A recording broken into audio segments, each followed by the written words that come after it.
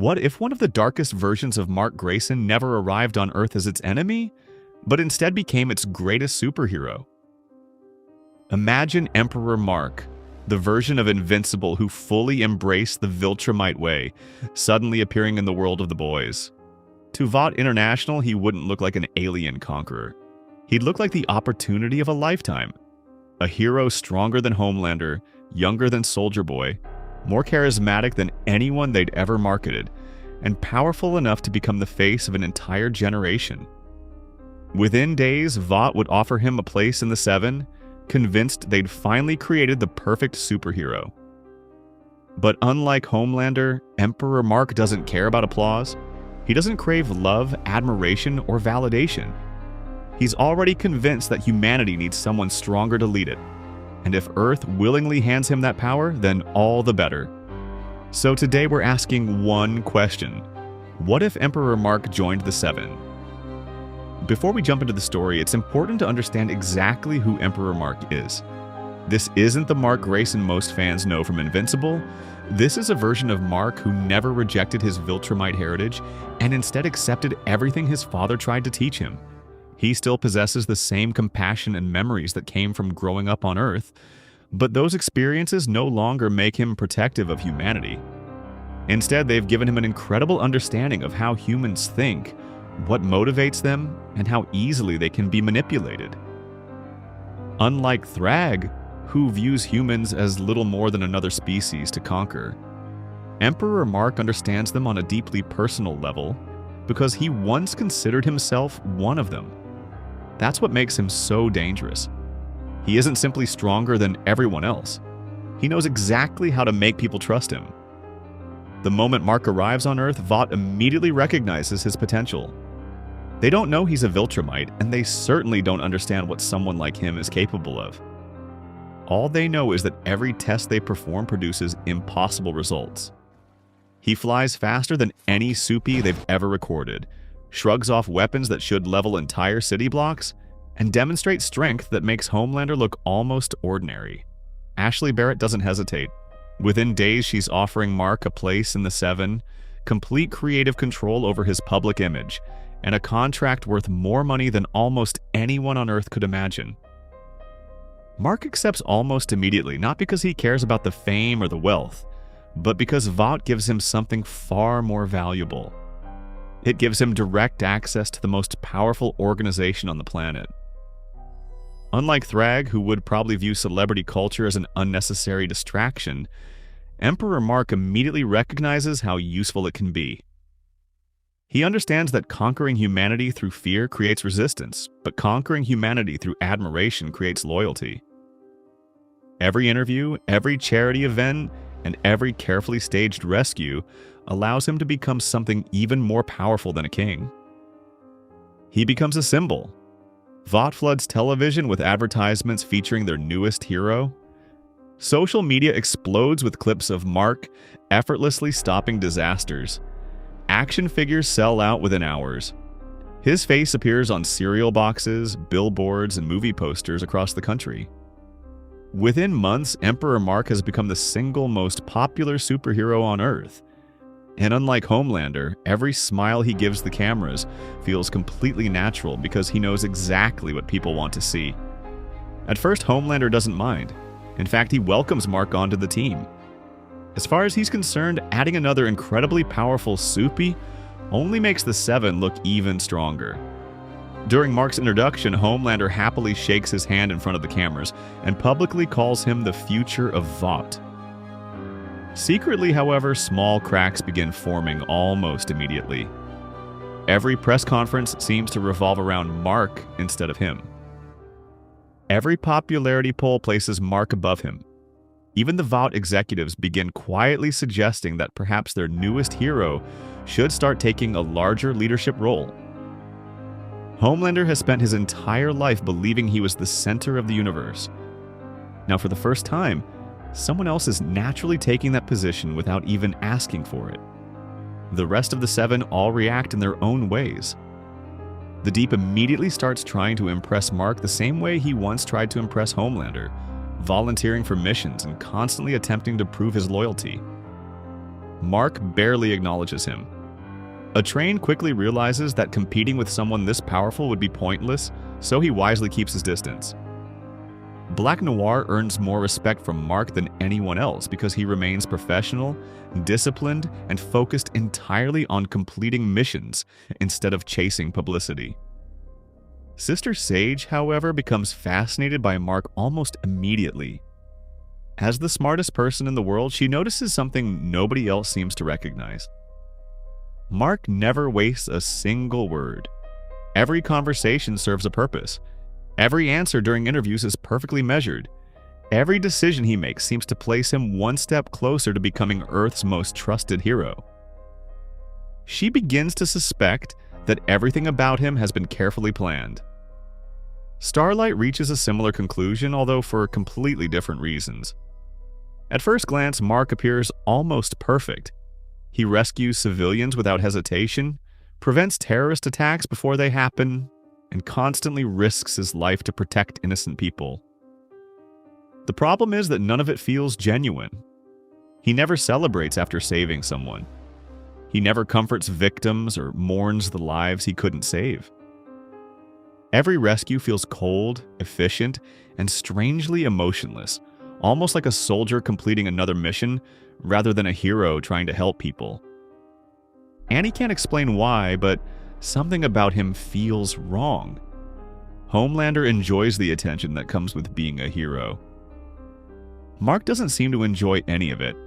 It's almost as though saving people is simply another task on a checklist, leading toward a much larger objective.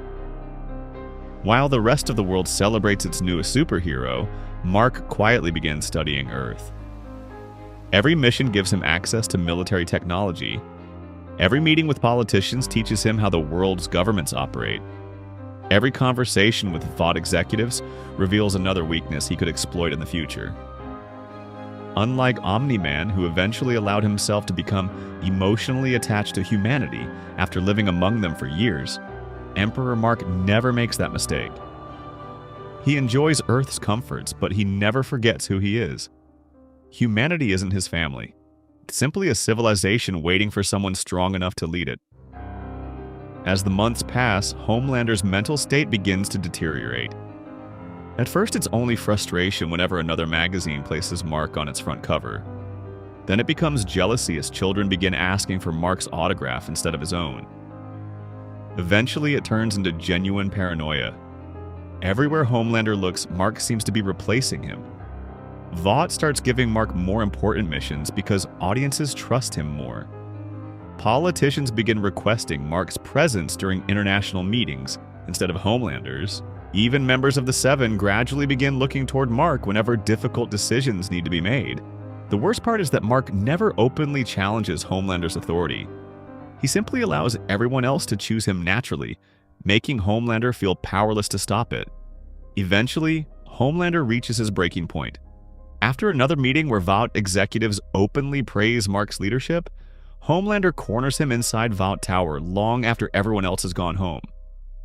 At first, he tries asserting his authority, reminding Mark that he's still the leader of the Seven and demanding the respect he believes he's earned.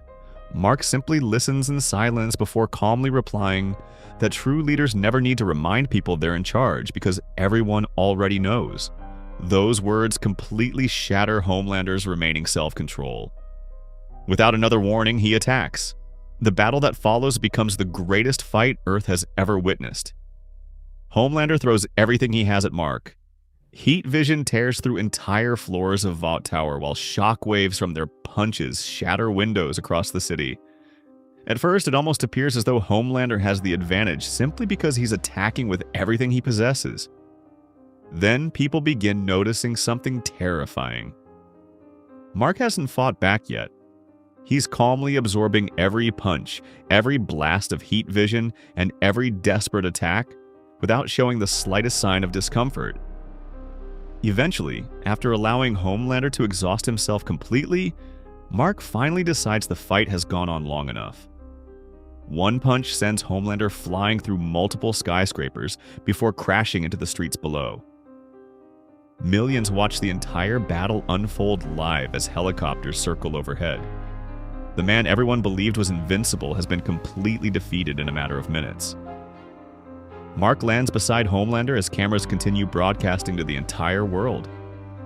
Homelander struggles to stand, barely able to breathe after suffering the worst beating of his life. For a brief moment, everyone watching expects Mark to kill him. Instead, he simply looks down at him before quietly saying, "You were never worthy of leading them." Then he turns around and flies away. That sentence hurts Homelander far more than any physical injury ever could. For the first time in his life, someone has completely broken him without even considering him worth finishing off. Vought immediately enters full crisis mode. Ashley desperately attempts to convince the media that the fight was nothing more than a disagreement between teammates, but nobody believes her. Governments around the world begin questioning whether Mark is now the most powerful individual on Earth. Ironically, most ordinary people celebrate. They've spent years living in a fear of Homelander, and now they've witnessed someone capable of keeping him under control. Nobody realizes they've just handed their trust to someone far more dangerous. Billy Butcher is one of the first people to understand the truth. At first, he enjoys watching Homelander finally receive the beating he's always deserved, but that satisfaction disappears the moment he starts investigating Mark. Unlike Homelander, who constantly leaves emotional scars and obvious warning signs behind him, Mark appears almost flawless.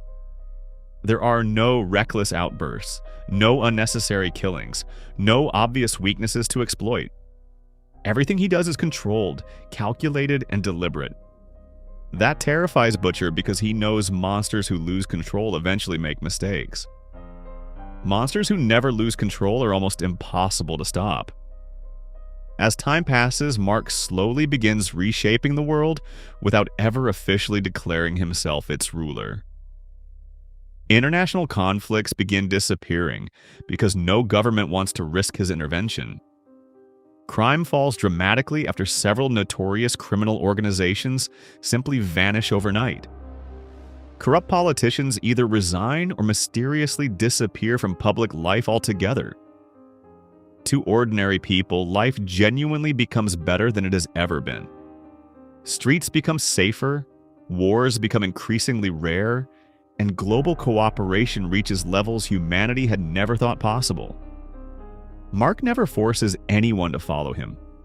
Instead, governments gradually begin asking for his advice before making important decisions, and before long they stop making those decisions without him.